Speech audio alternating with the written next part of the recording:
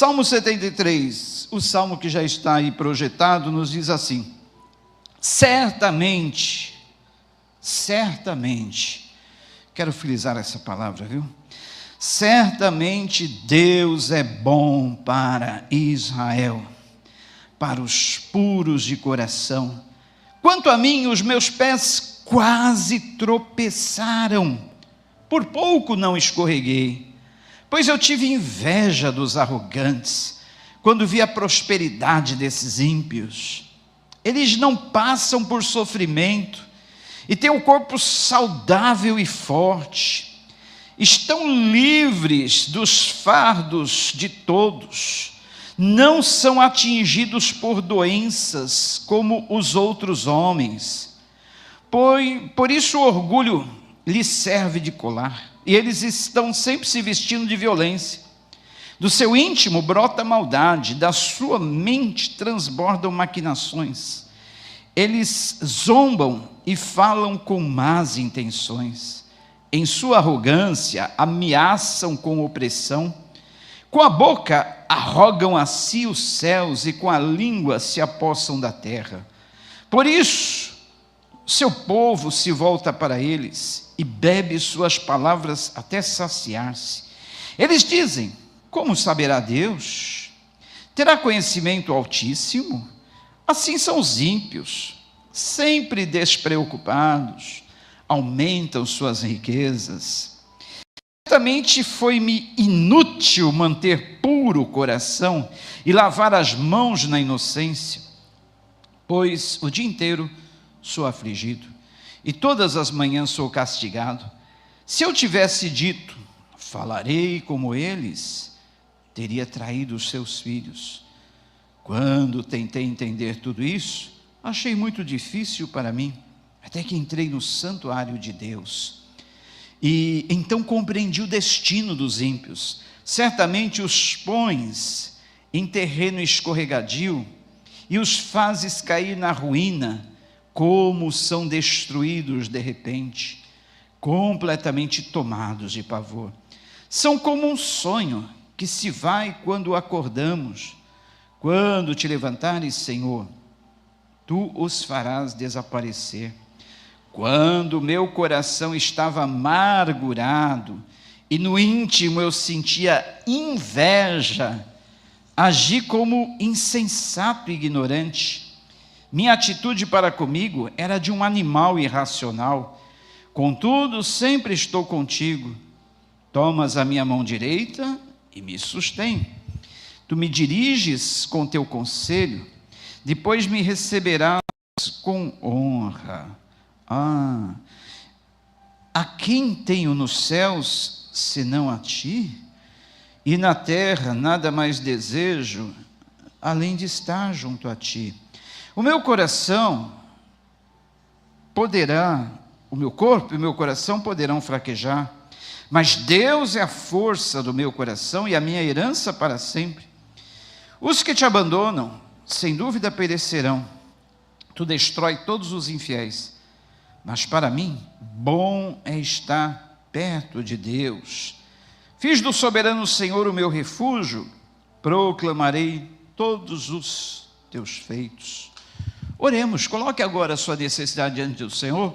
Peço que o Senhor venha falar com você, e certamente Ele vai falar como já tem falado nessa noite. Peça ao Senhor: Senhor, Tu que sondas o nosso interior, Tu que perscruta todo o nosso entendimento, a nossa mente, nossa alma, nossas emoções, certamente Tu já conhece, claro que Tu conhece a necessidade de cada um aqui, e certamente Tu trouxe a cada um aqui, porque Tu tinhas esta palavra para lhes transmitir. E eu te agradeço, Senhor, por ser um simples instrumento, um simples canal, por onde a Tua palavra vai passar, como já tem passado para falar a mim.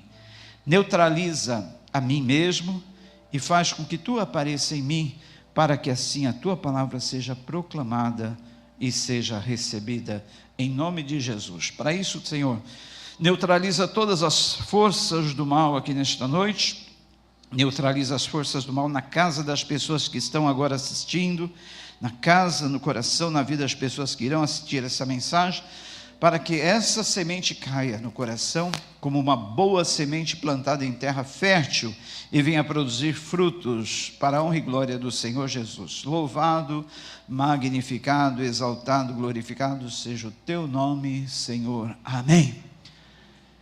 Quem aqui nunca sentiu inveja de alguma pessoa bem-sucedida na vida, principalmente se essa pessoa era um ímpio, ou uma pessoa que não crê em Deus, até mesmo um ateu, pessoa que não está nem aí com Deus, mas tem tudo do bom e do melhor? Quem nunca? Quem nunca pecou assim, que atire a primeira pedra.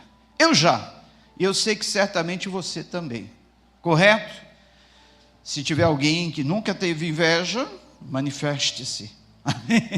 Mas eu creio que todos nós já tivemos pelo menos uma pontinha de indignação no coração. Quando você está com um carro caindo nos pedaços na rua, gente, acho que nessa vida ninguém empurrou mais carro na rua do que eu.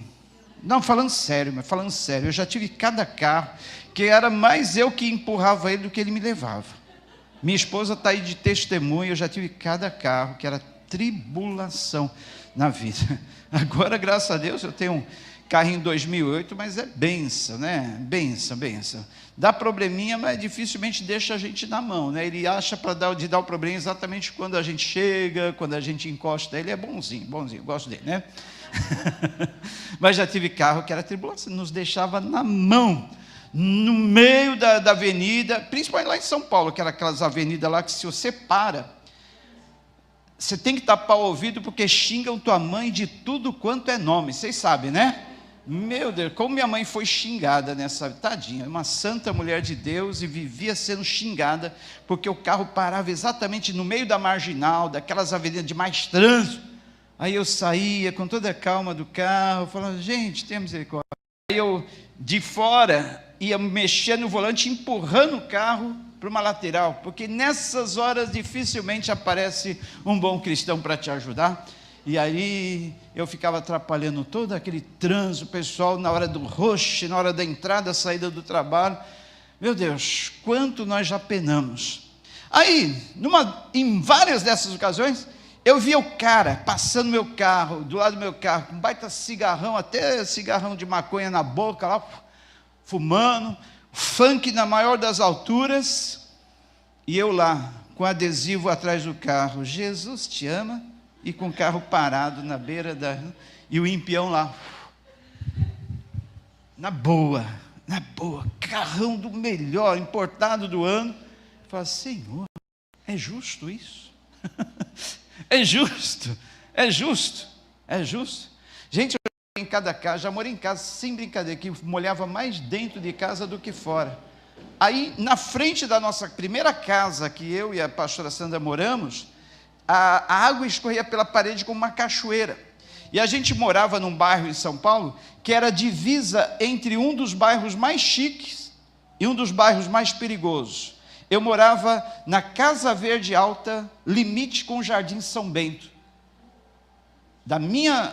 Do lado da minha rua para trás, era só casa ruim. E na minha frente, do outro lado da rua para lá, só mansões. Aí a gente saía de casa com aquela belina velha. Na verdade, era uma BMW. Não era uma BMW, era uma BMW, belina muito velha. Gente, se eu contar aqui algumas histórias, vocês vão chorar, então eu vou resumir só uma. Primeiro emprego, um dos primeiros empregos que eu tive depois que eu casei com a pastora Sandra. Os primeiros não, no começo era só alegria, emprego bom, salário bom, exorbitante.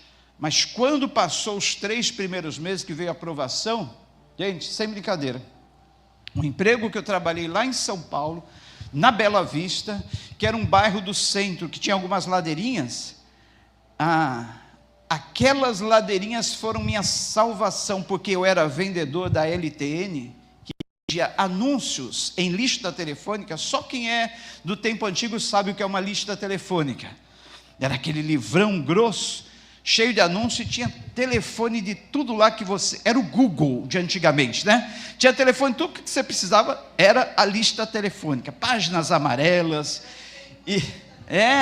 gente, era grosso demais o livro, gente, e eu trabalhava numa empresa que publicava uma dessas listas telefônicas, LTN, só que para ser vendedor da LTN, você tinha que ter um carro, e tinha que ser um carro bom, porque você rodava a cidade de São Paulo inteira, eles davam excelente ajuda de custo, ajuda combustível, vale-refeição, e tudo mais. Só que eu não tinha um carro bom, eu tinha essa Belina muito velha, ano 1977, na década de 90, olha, uma Belina 77 na década de 90, aquelas Belinonas antigas, quadradona, e aí, quando eu ia trabalhar, eu deixava o carro a uns 4, 5, 6 quadras da empresa, porque eu tinha que arrumar uma vaga numa rua que tivesse uma ladeirinha, porque ela não tinha partida. Gente, tudo isso que eu estou falando é verdade, tá? Quanto sofrimento já passou. Ela só pegava no tranco, porque eu não tinha condições de comprar uma bateria nova. Uma bateria hoje que custa aí uns 100 e poucos reais, não tinha. Nós estávamos passando por uma fase difícil no início do casamento. Então, era o dinheiro ali só para comer mesmo, e eu ir trabalhar e tentar vender algum anúncio e ganhar ali algum dinheiro. E os amigos sempre perguntavam: cadê teu carro? Os caras tudo, na época, o carro da época era Monza, Cadete, aqueles carros bons, e os colegas sempre perguntavam: cadê teu carro, Jonas? Eu falei: está aí no estacionamento. Qual? Estacionamento. Aí um dia um deles resolveu me seguir para ver qual era meu carro. Olha só, o impião tinha lá um carrão bom, e foi ver, deixa eu ver qual é o carro desse cara. Quando eles descobriram que era uma Belina muito velha, caindo aos pedaços, que só pegava no tranco, eles falaram para o meu supervisor. No dia seguinte, meu supervisor falou: Jonas, eu tenho 5 contatos para você visitar, é venda certa, e eu vou te presentear com esses contratos, só que é lá na Baixada Santista. E aí, teu carro tá bom para descer e subir a serra? Falei: beleza, meu carro aí tá tinindo, tá um tufão, pode deixar comigo, chefia, que eu vou lá. Jogou na minha mão as 5 fichinhas, e era 3 endereços na Conselheiro Nébias, mais um na Ana Costa, eu mal conhecia Santos. E eu falei: meu Deus, que prova. Já pensou se eu desço com esse carro e ele não sobe? Para descer tudo bem, qualquer coisa vai no tranco até lá, mas para subir, gente, aquele foi um dos dias de maior provação naquela empresa e nos primeiros anos de casamento. Mas Deus deu vitória, subi e desci, que no dia seguinte estava a galera toda ali no escritório, louca para me ver entrar, sem carro, ferrado, danado. Aí quando eu entro sorridente lá, eles falam: e aí, Jonas, como é que foi? Você foi e voltou? Claro, gente. Seu carro subiu? Mas por que não? Meu carro é bom. Só eu sei dirigir ele, é um carro bom, excelente, maravilhoso. É uma BMW. Que BMW? Eu não falava que tipo de... que era uma Belina muito velha, mas eu falava: minha BMW, pronto. Mas que... gente, tá bom, né? Só até aí. Mas por que eu contei essas histórias?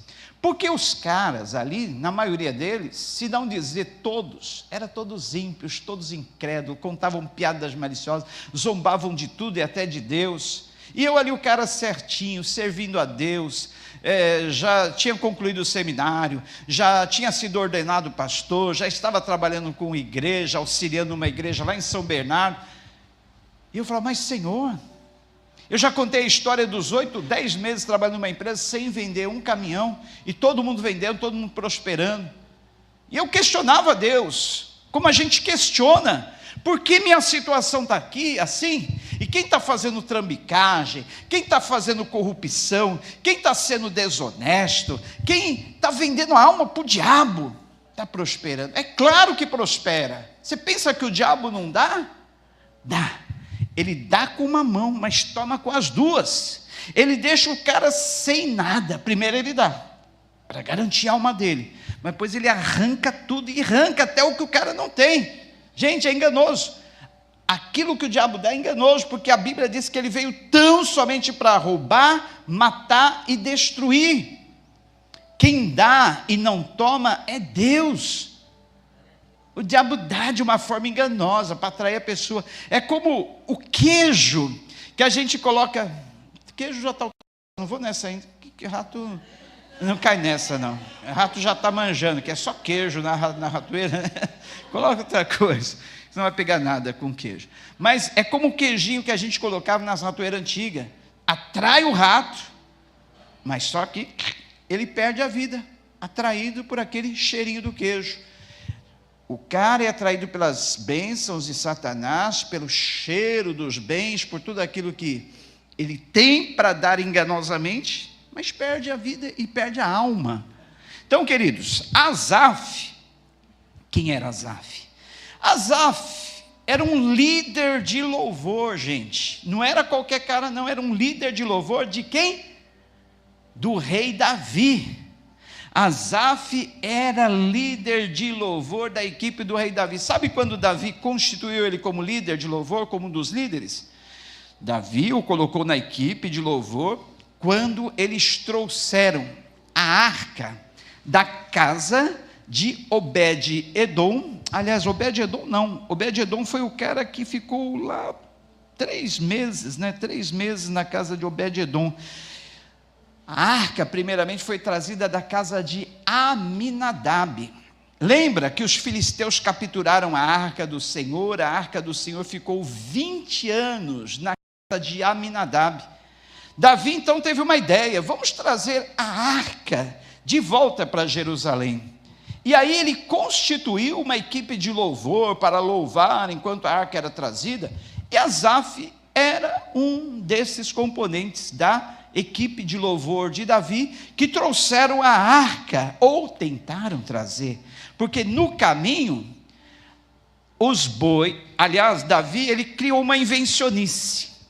A arca da aliança, ela tinha 2 varais, um de cada lado, e ela deveria ser conduzida pelos levitas, conduzindo 2 de cada lado e 2 de outro, segurando nos varais. Só que Davi inovou. Gente, toda inovação que é contra a palavra de Deus, dá errado. Davi quis inovar e colocou a arca num carro de bois. No caminho os bois tropeçaram e a arca não caiu. Mas um camarada chamado Uzá pensou assim: a arca vai cair, não pode. E tocou na arca. Só que quando ele tocou na arca, ele morreu fulminado. Olha só. Porque Deus, Ele requer a forma correta para nós adorarmos, a forma correta para nós fazermos a obra dEle. Não é de qualquer jeito, tem que ser do jeito de Deus. O nosso estilo de adoração tem que ser do jeito de Deus. E quando Davi quis inovar, deu nisso. Interessante, queridos, que eu estava pesquisando, esse terreno em que os bois tropeçaram não era um terreno pedregoso.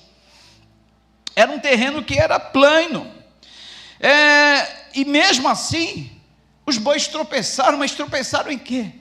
Gente, quando nós não fazemos a obra de Deus de forma certa, nós tropeçamos, e corremos o risco de cair.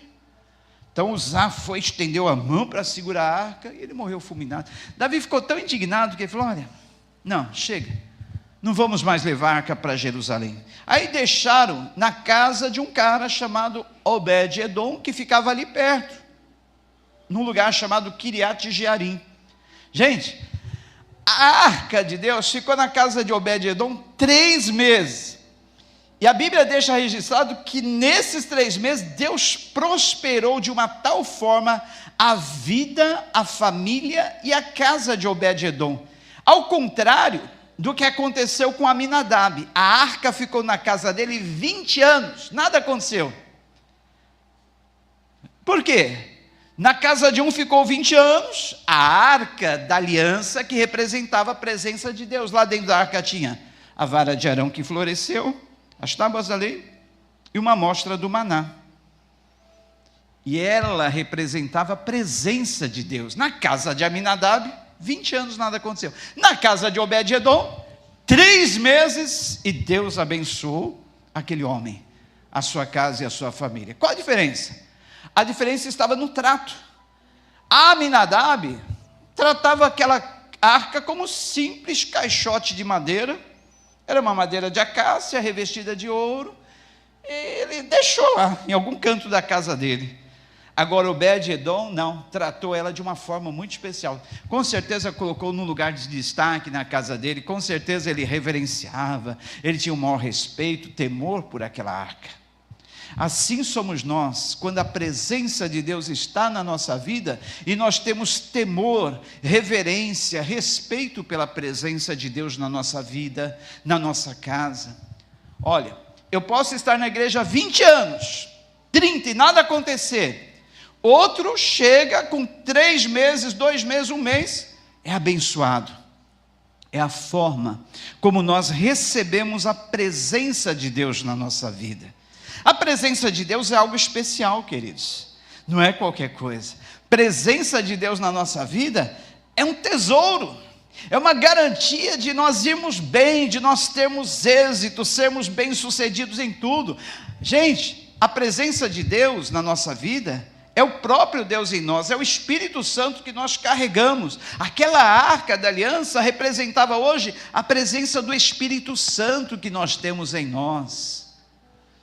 É o próprio Deus em nós. E como que nós tratamos essa presença de Deus em nós? Como nós tratamos essa presença de Deus na nossa casa? Será que nós tratamos com respeito, reverência? Será que nós colocamos na nossa casa qualquer música diante da presença do Deus Santo? Será que nós colocamos na nossa TV qualquer programação, no nosso computador, laptop, no nosso celular, qualquer programação que venha desrespeitar a presença do Espírito Santo na nossa casa, na nossa vida, no meio da nossa família? Nós temos que saber que onde nós estivermos, essa arca da aliança, que hoje é o Espírito Santo de Deus, está em nós.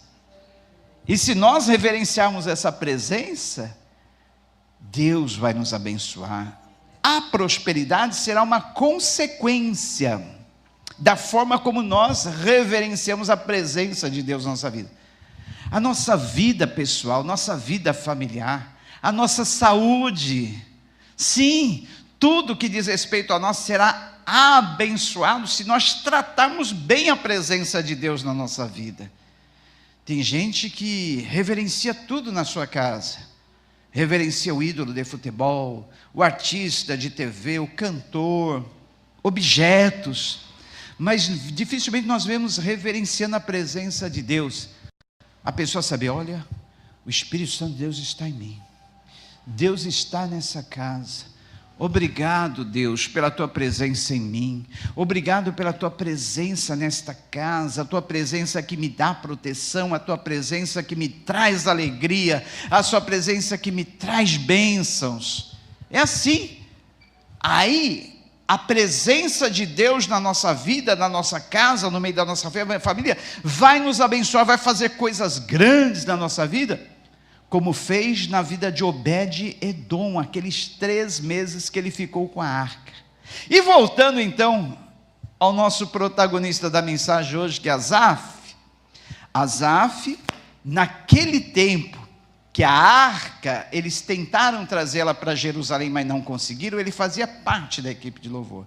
Só que na segunda vez que eles tentaram trazer a arca para Jerusalém, que desta feita ela estava na casa de Obed-Edom e eles conseguiram, o líder do louvor era Asaf.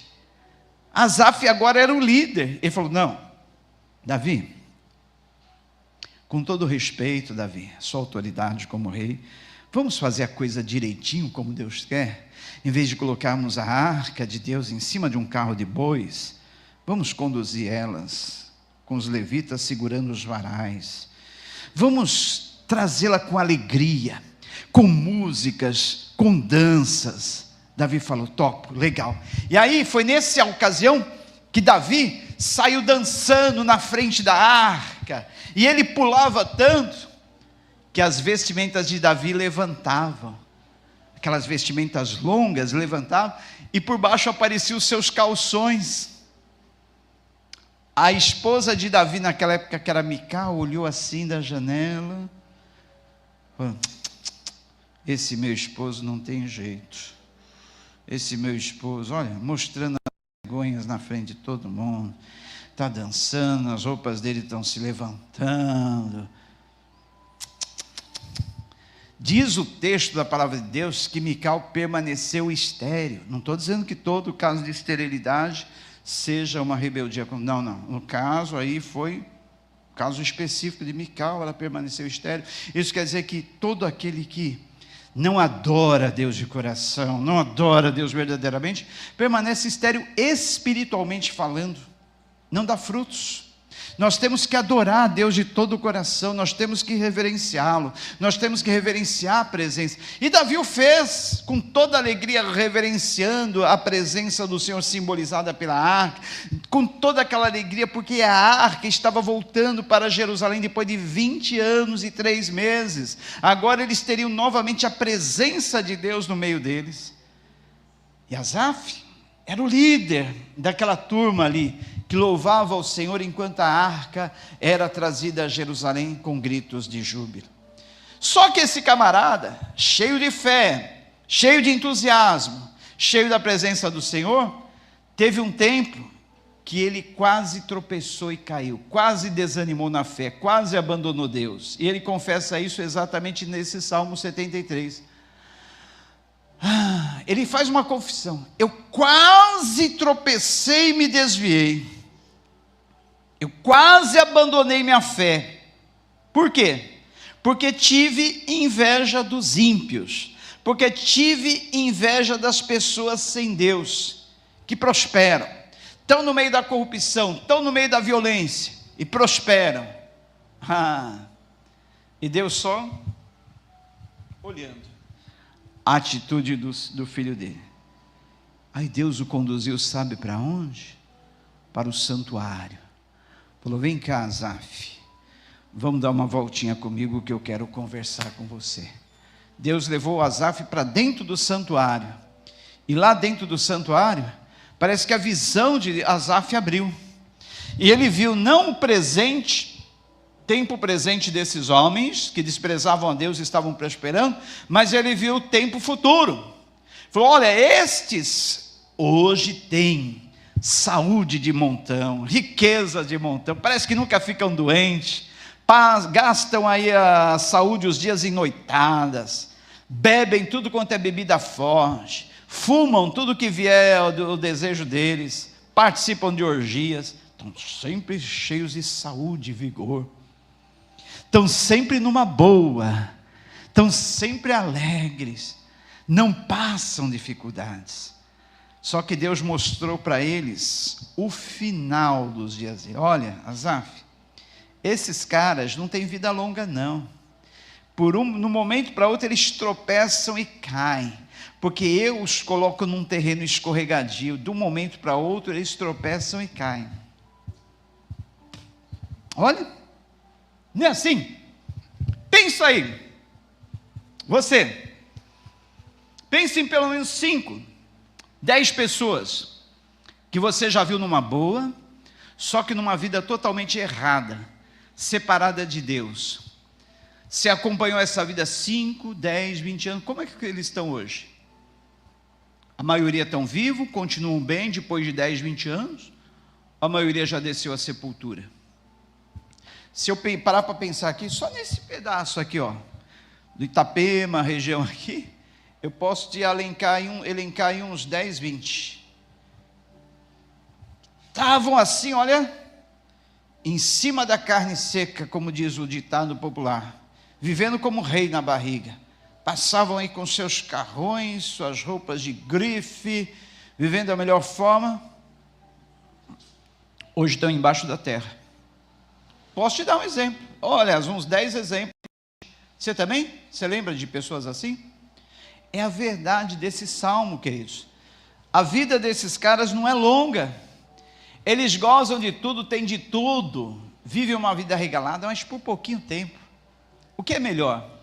Nós temos uma vida que não tem todas estas coisas, mas é uma vida diferente, queridos. Nós temos um único bem na terra dos viventes. Nós temos um único bem que vale por todos. E você sabe do que eu estou falando. não é verdade? O próprio Asaf, como em todos os outros salmos, em que os salmistas começam o salmo com uma nota de lamento. Quinta-feira nós pregamos no Salmo 62. O salmista começa com uma nota de lamento, tristeza, lamúria, mas no final eles terminam o salmo com celebração. Asaf, da mesma forma como todos os outros salmistas, começa o salmo se lamuriando, se lamentando, se queixando da vida, mas sendo sincero, confessando os seus erros, confessando a sua inveja. Deus quer de nós isso, queridos, a nossa sinceridade. Não chegue perante Deus como aquele fariseu, dizendo: olha Jesus, olha Senhor, eu vou na igreja toda semana, eu dou o dízimo de tudo, olha, eu leio a Bíblia, eu oro, eu jejuo, eu não sou como esses ímpios aí fora, Senhor, então, vem me abençoar, Senhor, eu mereço, me abençoa. Não, Deus quer a nossa sinceridade. Olha, Senhor, eu não passo de um trapo de imundícia, eu sou falho, pecador, mais pecador do que esses caras que estão aí fora, Senhor. Talvez eu não esteja roubando, matando, adulterando, mas eu tenho todos esses defeitos dentro de mim, porque ainda que eu não faça em atitude, muitas vezes eu faço em pensamento, Senhor. Eu tenho ódio, tenho amargura, tenho inveja, ira. Senhor, eu sou um pecador, mas tem misericórdia de mim, me perdoe e me abençoe. Olha, certamente você vai sair da oração justificado, ao contrário do que seria se você chegasse trazendo toda a arrogância perante Deus. Ó Senhor, eu sou fiel, sou teu servo, sou teu filho, tua filha, Senhor, olha quanto eu tenho feito pela tua obra, olha quanto eu tenho ajudado, Senhor, eu mereço, né, Senhor? Merecemos nada, nós não merecemos nada de Deus, é tudo pela graça, tudo pela misericórdia dele, essa é a verdade, correto? Aí, Asaf chega diante de Deus confessando: Senhor, sou teu servo, líder de louvor, ministro na tua casa, mas quero te confessar uma coisa, Senhor, quase caí, quase tropecei. Por quê? Tive inveja dos homens maus, dos homens ímpios, que eles têm tudo, eu não tenho nada, Senhor. Olha a roupa deles, olha a minha roupa, olha o carro deles, olha, Senhor, a minha carruagem, olha, Senhor, olha isso, olha aquilo, olha a casa deles, olha a minha casinha, meu casebre. E aí, Senhor, como é que fica? Vou largar a obra, vou largar o ministério, vou largar o templo. Não, Senhor, eu não mereço isso, eu mereço coisa melhor, sou teu servo. Asaf confessou sua fraqueza, seu pensamento ruim, sua inveja. E Deus falou: olha, por você ser um cara sincero, Asaf, você merece uma atenção especial. Vamos lá para o meu santuário. Asaf entra no templo e Deus começa a mostrar o fim daqueles caras. Asaf, esses caras não vão longe não, a prosperidade deles é levada como folha, é levada pelo vento, a vida deles não tem consistência, Asaf. Agora olha para você, você está aí todo dia, dia após dia, mês após mês, ano após ano, vivendo debaixo da minha graça, Asaf. Eu sou o teu bem, Asaf. Vocês sabiam que dentre todas as tribos de Israel, a tribo de Levi era aquela que não tinha terreno, não tinha herdade, não tinha possessão. Todas as tribos ganharam partes na terra de Israel, a tribo de Levi não, porque a herança, a propriedade, a riqueza deles era o Senhor. Eles tinham a presença do Senhor mais do que toda e qualquer outra tribo, porque eles cuidavam do louvor, adoração. Eles viviam em contato com a presença de Deus. Aí o bem deles maior era o Senhor. E Asaf, por ser um levita, por ser um adorador, tinha o Senhor como bem maior. E aí, se nós temos o Senhor, temos ou não temos tudo na vida? Temos ou não? Terça-feira, na reunião de oração, a Val teve uma inspiração incrível. Eu pedi para ela ler um texto, ela leu o Salmo 23, e a mensagem dela foi curta, rápida, foi dizer: olha pastor, esse salmo aí está dizendo o seguinte, que se nós tivermos a bondade e a misericórdia do Senhor, temos tudo. E não é verdade? O Salmo de número 23 começa com Davi dizendo: o Senhor é meu pastor, nada me faltará. E termina dizendo: certamente que a bondade e a fidelidade do Senhor me acompanharão todos os dias da minha vida, e habitarei feliz na casa do Senhor. É a bondade e a fidelidade do Senhor que nós precisamos, só isso. Porque através da bondade, da fidelidade do Senhor, da misericórdia do Senhor, nós temos o quê? Todas as demais coisas. Se o Senhor é bom para conosco, nós temos tudo demais. Se o Senhor é fiel, misericordioso para conosco, nós temos tudo mais que nós precisamos. É por isso que Davi dizia: o Senhor é o meu pastor e nada me faltará, porque eu tenho dele a sua bondade e a sua fidelidade, então nada me falta. E essa bondade, a fidelidade, a misericórdia do Senhor me seguirão todos os dias da minha vida. Essa é a promessa que nós temos do Senhor, que a bondade, a fidelidade dele, a misericórdia dele vão seguir a gente todos os dias da nossa vida.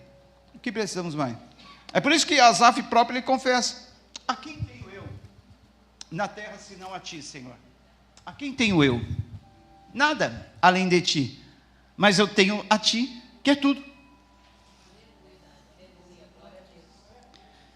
Por isso que, traduzindo as palavras do Salmo 23, ficaria melhor assim: o Senhor é meu pastor e de nada tenho falta. Tenho falta de nada. Tudo mais que eu não tenho, não me faz falta. Mas tudo que eu realmente preciso, eu tenho. Tudo aquilo que eu necessito, eu tenho. Agora, tudo aquilo que não me faz falta, são detalhes, são extras, bônus que Deus nos dá. O essencial nós temos, porque tendo a presença dele, nós temos amor, alegria, paz, longanimidade, benignidade, bondade, mansidade, temperança, domínio próprio, fidelidade. Então, é o fruto do Espírito, que o Espírito Santo produz em nós. Tendo isso, temos tudo. Tudo. Desliga o WhatsApp, que não é mais importante que a palavra. Amém? Então, se for algum recado, o recado da palavra é mais importante. Desliga aí para não te atrapalhar. Então, queridos, ponha isso na cabeça. A palavra de Deus é tudo que nós precisamos para a nossa vida. É a palavra. É o próprio Deus encarnado. João capítulo 1, no princípio era o verbo, e o verbo era a palavra de Deus, o verbo estava com Deus, o verbo era Deus. A palavra de Deus veio encarnada em nós. Encarnada quer dizer que ela tomou forma de homem. A palavra, o verbo, e ele andou entre nós, habitou entre nós. Aí nós vimos toda a plenitude de Deus, a totalidade de Deus, através da palavra dele viva, andando entre nós. A palavra dele fazendo milagres, a palavra dele transformando. Na sexta-feira eu fui assistir com a pastora Sandra o filme A Forja. Aliás, a gente quer ou levar os adolescentes juniores para assistir, ou trazer o filme aqui, não sei, de alguma forma. A gente foi assistir. E aí a gente viu naquele filme o poder transformador da palavra e da oração na vida de um adolescente por quem ninguém dava nada. Ele encontrou alguém que acreditou no potencial dele, investiu nele, discipulou ele, e ele se tornou um homem de caráter, um homem de valor, coisa que só a palavra de Deus pode fazer na vida de uma pessoa. Que maravilha, não é mesmo? Então, queridos, é por isso que a palavra de Deus é perseguida. É por isso que eles tentam de toda forma acabar com a palavra de Deus. Eu falava lá para o grupo que visitou o museu, que a Bíblia foi o primeiro livro impresso na imprensa do Gutenberg. Cada palavra, cada frase, cada página, como era feito, eu vou mostrar o processo. As letras eram tipos moldados em chumbo. Cada letra era uma pecinha de chumbo, que era colocada uma do lado da outra para formar as palavras, para formar as frases, para formar as páginas. Uma página do Salmo 23, uma folha desse tamanho, quantas letrinhas precisavam ser colocadas? Letrinhas de chumbo, uma do lado da outra, para formar um tipo de um grande carimbo. A prensa era isso, era uma placa com essas letrinhas que, pá, carregada de tinta, batia no papel e deixava as letras impressas. Uns 3 anos para imprimir uma Bíblia. Já pensou? Hoje nós temos Bíblia de todo jeito, todo tipo, no celular, no tablet, no computador, impressa em vários tipos, de tudo quanto é jeito você tem a Bíblia. Bíblia falada, Bíblia escrita, Bíblia lida, e não damos o devido valor. Tem países comunistas que eles têm que entrar na fila de espera, 2 a 3 meses para ler uma página da Bíblia, porque são poucos irmãos que têm essas páginas lá no meio da congregação. Então, essa página da Bíblia roda entre um grupo de 100, 200 pessoas durante 2 ou 3 meses, cada dia um leva para casa, bem escondido, dobradinho lá no bolso, e ali se delicia com aquela palavra, porque a palavra de Deus tem esse poder de transformar a vida. Se não fosse assim, ela não seria tão atacada pelo inimigo. Quantas vezes quiseram queimar todas as Bíblias, destruir todas as Bíblias e não conseguiram? Até hoje ela resiste, com todos os ataques do inimigo. Um cara na Idade Média chamava Voltaire. Ele tinha uma grande imprensa na casa dele. Essa prensa que Gutenberg inventou, ele tinha uma grandona na casa dele. E ele usava para prensar, editar, publicar panfletos comunistas, para espalhar pela Europa. Aí ele disse assim: olha, eu não dou 10 anos para o cristianismo acabar e a Bíblia se tornar esquecida. Em 10 anos aquele cara morreu. E a mesma imprensa que ele tinha na casa dele, que era usada para imprimir panfletos ateístas, panfletos comunistas, foi transformada numa gráfica de impressão de Bíblias. E a própria máquina dele foi usada para imprimir Bíblias. Ele morreu, mas a palavra permaneceu, e permanece até hoje, e sempre permanecerá, porque a palavra de Deus é viva, é infalível, é como espada afiada de 2 gumes, que penetra até a divisão da alma, do espírito, das juntas e medulas, e é apta para discernir os pensamentos e atitudes do coração. Hebreus 4:12, que maravilha, é a palavra, queridos. Por isso que nós temos que ter essa palavra na nossa mente, na nossa alma, no nosso coração, no nosso dia a dia, na nossa vida. Gente, coisa mais gostosa é quando você acorda de madrugada, perde o sono, como acontece sempre comigo, aí você senta num lugar tranquilo, sem barulho, sem telefone para tocar, sem ninguém para te chamar no portão, sem campainha, nada, só ouve o som dos pássaros na madrugada. Aí você abre a palavra, Deus fala contigo, você fala com Ele no seu íntimo, no seu secreto, e você sai com o coração cheio, com a alma cheia de vida, como um gigante para enfrentar os problemas, as dificuldades do dia, da semana. Experimente isso. Deixe a palavra de Deus encher o teu coração, encher a tua vida, encher a tua alma. Você vai ver Deus falando coisas que você nunca pensou, nunca imaginou. Deus transmitindo revelações, palavras, mensagens. Que coisa linda. Cultive esse hábito de ter um tempo em secreto, um tempo de oração, um tempo de comunhão com Deus. Deus falava com Adão na viração do dia, do meio para o final da tarde, mas ali era só ele e Deus no mundo. Tinha Eva, com certeza ele ia procurar um canto assim bem mais distante, bem longe de todo mundo, que na época certamente era Eva, e tinha o tempo para sós com Deus. Hoje, na viração do dia, a gente não tem mais essa quietude, esse silêncio, esse tempo a sós com Deus. É gente que chama no WhatsApp, no telefone, no portão, é isso, aquilo, barulho disso, daquilo outro, enfim, a vida moderna da gente é corrida. Agora de madrugada é uma bênção.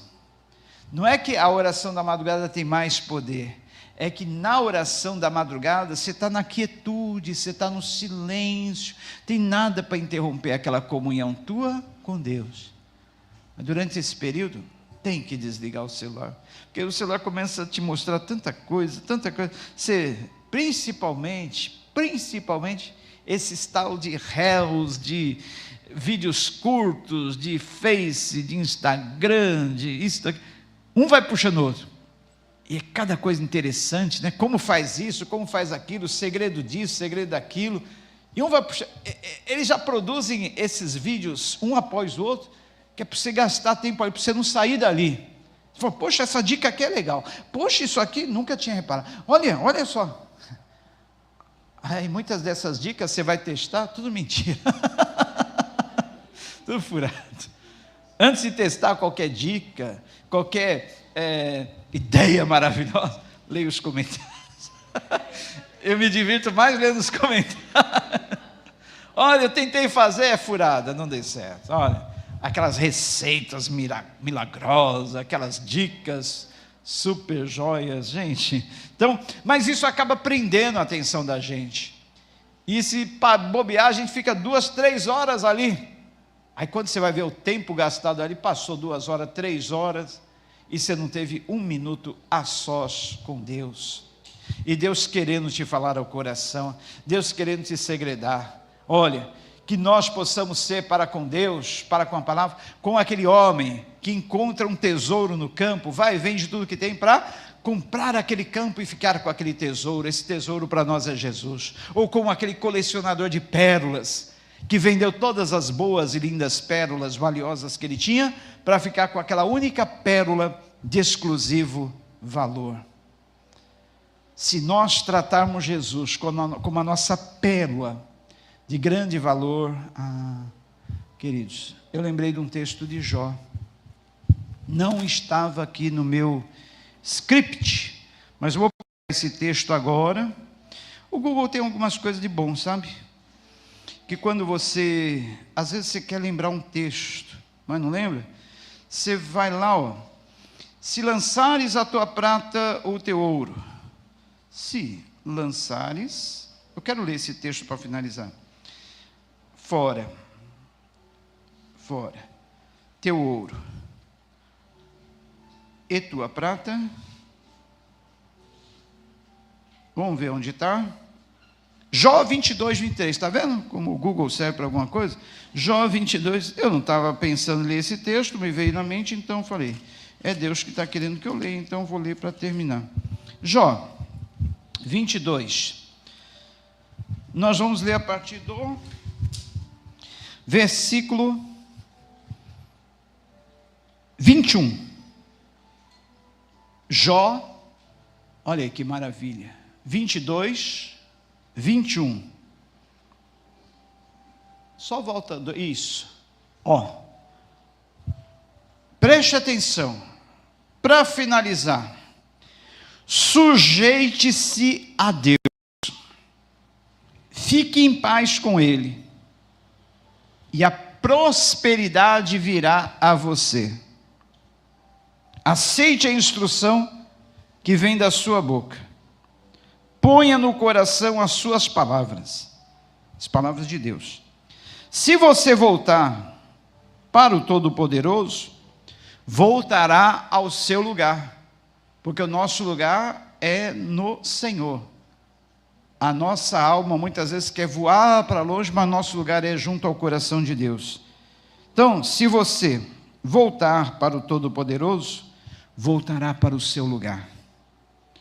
Se afastar da sua tenda ou da sua casa a injustiça, lançar ao pó as suas pepitas, o seu ouro puro de Ofir, as rochas dos vales.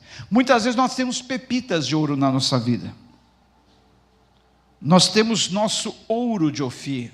Ouro de Ofir fala do ouro da melhor qualidade que existia naqueles tempos bíblicos. E nós temos nossas pepitas e nossos ouros de Ofir. No filme, o filme A Forja porque a espada é feita com metal forjado no fogo, assim como a nossa vida, o nosso caráter é forjado no fogo. O adolescente se converteu tanto que ele fez uma oração ousada. Senhor, não estou dando spoiler no filme, não, tá? Mas eu só estou contando um trailer. Só um trailerzinho. Já falei 1, 2, né? Aí, daqui a pouco vocês vão saber o filme. Mas é assim, ele se converteu de uma tal forma que ele falou: Senhor, tira da minha vida tudo que toma o teu lugar na minha vida, o meu tempo contigo. E ele era viciado, sabe em quê? Videogame. Nada demais, né?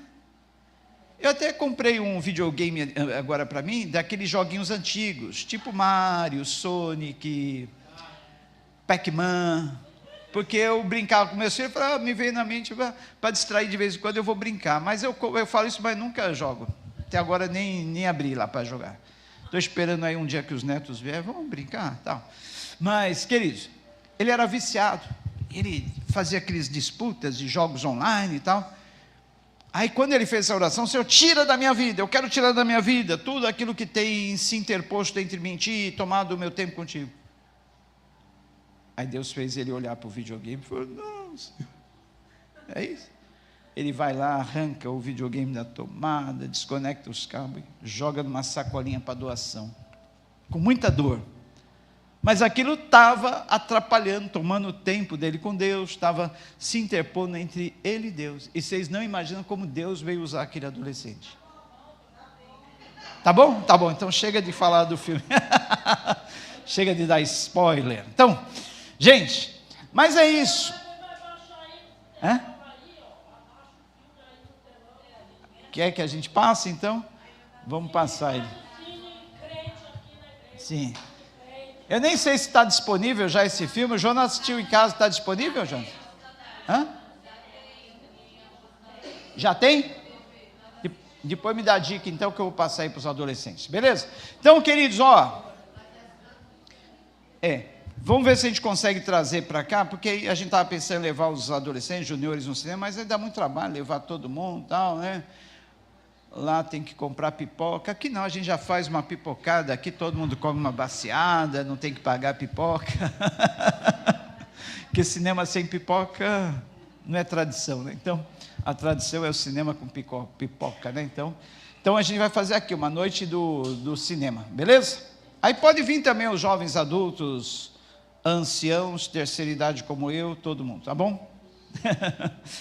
Isso aí é nós, né, Estela? É nós, né? Todos nós, afinal nós somos da melhor idade, não da terceira idade. Então, Dona Matilde, né? Todo mundo aí da terceira como eu. Então, gente, eu estou na terceira idade mesmo, viu? Gente, me perdoa quando às vezes eu paro diante de você e falo, e eu esqueço, não, estou esquecendo. Às vezes eu esqueço o meu próprio nome, então é normal, tá bom? Estou numa fase terrível. Gente, então, vamos lá. Deixa eu ver onde é que eu parei. Ah, tá. Memória está terrível. Mas vamos lá. Se você lançar ao pó as suas pepitas e o seu ouro puro de Ofir às rochas dos vales, o Todo-Poderoso será o teu ouro.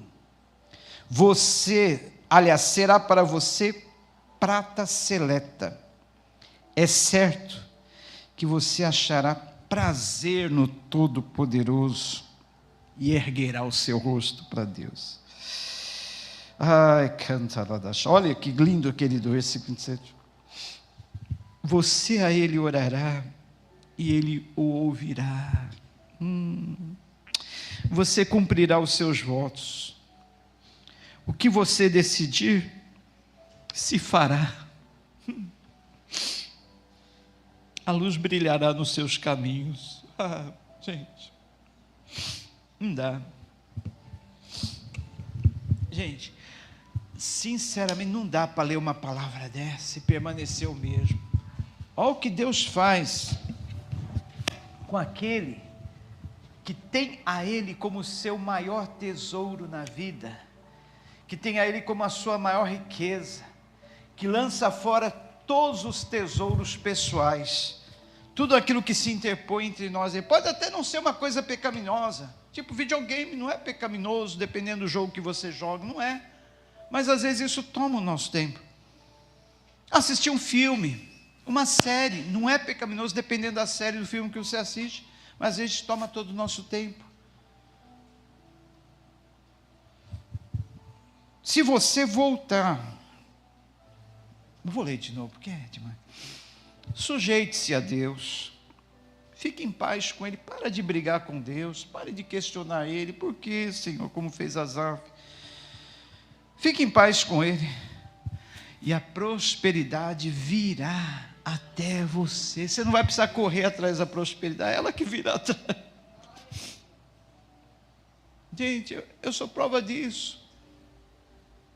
Eu não tenho riquezas, mas eu sou próspero. Eu não sinto falta de nada. Eu não sinto falta de um bom carro, não sinto falta de uma boa casa. Eu moro aqui na igreja, eu tenho um carrinho velho. Eu não sinto, sinceramente, vocês pensam, você tem vontade de ter um carrão do outro? Não tenho. Eu prefiro investir em outras coisas. Sério mesmo, gente. Então, olha, sujeite-se a Deus, fique em paz com Ele. A prosperidade virá a você. Aceite a instrução que vem da boca do Senhor. Ponha no coração as palavras de Deus. Se você voltar para o Todo-Poderoso, voltará ao seu lugar. Se afastar da sua casa a injustiça, lançar ao pó as suas pepitas, o seu ouro puro de Ofir às rochas dos vales. O Todo-Poderoso será o seu ouro. Olha, quer um ouro melhor do que esse? O Deus Todo-Poderoso sendo o nosso ouro, a nossa maior riqueza, será a nossa prata seleta. É certo que você achará prazer. Nós temos que encontrar prazer em Deus, achar prazer em Deus, achar prazer em buscar a Ele, em orar a Ele, em ler a palavra dEle. Achará prazer no Todo-Poderoso e você erguerá o seu rosto para Deus. Você não vai erguer de Deus, você vai erguer a Ele o seu rosto. E aí o que vai acontecer? Você a Ele orará e Ele ouvirá. Que privilégio maior que esse? Deus Todo-Poderoso ouvindo a nossa oração. Meu, quem não gostaria de ter uma audiência com o chefe mandatário de uma nação? Não, esse eu não quero, mas fosse um presidente mesmo daqueles, homem temente a Deus, cheio de Deus, e que eu queria ter uma audiência. Quem não queria? Não é verdade? Quem não queria? Mas saber que esse é o chefe mandatário de todos os mandatários, é o rei dos reis, é o senhor dos senhores, é o soberano dos soberanos, e você pode ter essa audiência com Ele, orar a Ele, pedir o que você quiser, falar o que você quiser, reivindicar o que você quiser. Olha que privilégio, você orará a Ele, e o mais importante, Ele não vai tapar os ouvidos, não vai ficar indiferente, não vai virar as costas, Ele vai te ouvir, Ele te ouvirá, Ele te ouvirá, Ele te ouvirá, Ele te ouvirá, Ele te ouvirá. E como nós desperdiçamos essas oportunidades, não é verdade? Olha, tem mais. O que você decidir se fará. Ele vai firmar uma parceria com você, a tua palavra vai ter peso. Ah, foi meu filho que decidiu? Está decidido, então vai ser assim. O que você decidir se fará, e a luz brilhará nos seus caminhos. Para que mais do que isso? Para que querer mais? Senão essa presença maravilhosa do Senhor na nossa vida. Comece a orar agora junto comigo. Comece a suplicar por essa presença de Deus na sua vida. Comece agora a suplicar mais e mais dEle. Mais de Ti, mais, eu quero mais, Senhor. Comece a falar com Ele: Senhor, me perdoe, por eu te deixar muitas vezes em segundo plano na minha vida, por eu não te incluir nos meus propósitos, nos meus planos futuros. Me perdoe, Senhor, por eu te deixar muitas vezes como uma opção. Domingo, se eu não tiver uma outra programação, eu vou na igreja, vou na casa do Senhor, vou dedicar umas 2 horas para Ele, mas se aparecer algo mais importante, fica para o outro domingo, fica para o culto da ceia, tá bom, uma vez por mês, uma vez a cada 2 meses, sei lá. Não, a gente tem que tomar o Senhor como primazia na nossa vida, ter tempo de qualidade com Ele, fazer dele prioridade. Muitas vezes não é que nós não temos tempo, é que nós não fazemos daquilo a nossa prioridade, quando Ele quer que nós tenhamos ou façamos dele a nossa prioridade. Prioridade. Deus ama quando você sai lá da tua casa, lá do outro lado do oceano, atravessa a barquinha, ou aquela balsa estúpida de demorada, mas chega aqui para adorar, levantar o seu louvor ao Senhor. Como Deus ama isso. Como Deus ama quando você sai da sua casa distante. Não, pega até Uber, gasta ou investe no Uber para ir à casa do Senhor adorar. Você não sabe como Deus ama isso. Ele fala, essa pessoa está fazendo de mim uma prioridade. Uma prioridade. Você não sabe, olha, quando você tinha hoje 2, 3 festas para ir, mas você falou, eu vou à casa do Senhor. Posso até ir na festa depois, mas minha prioridade é o Senhor. Você não imagina como Deus ama isso. Deus vai fazer o que com você? Uma parceria. O que essa pessoa decidir essa semana, eu vou fazer para Ele. Vou brilhar a luz no caminho dele. Que Ele é meu parceiro. É meu parceiro. É minha parceira. Parceira de fé. Olha, Ele está jogando fora os seus ouros, suas pratas, para ter a mim como o maior tesouro. Vou ouvir a oração dele, vou ouvir a oração dela. Você pensa que não é assim? É assim. É assim.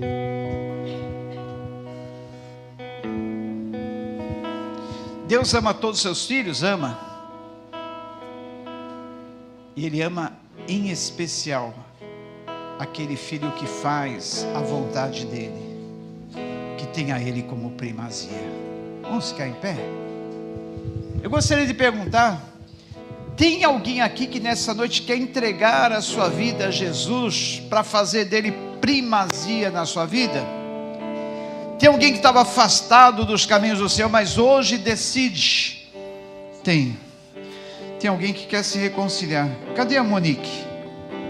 É tu, Monique? Vem aqui em frente, deixa eu orar por você. Se tiver mais alguém, venha, faça como a Monique.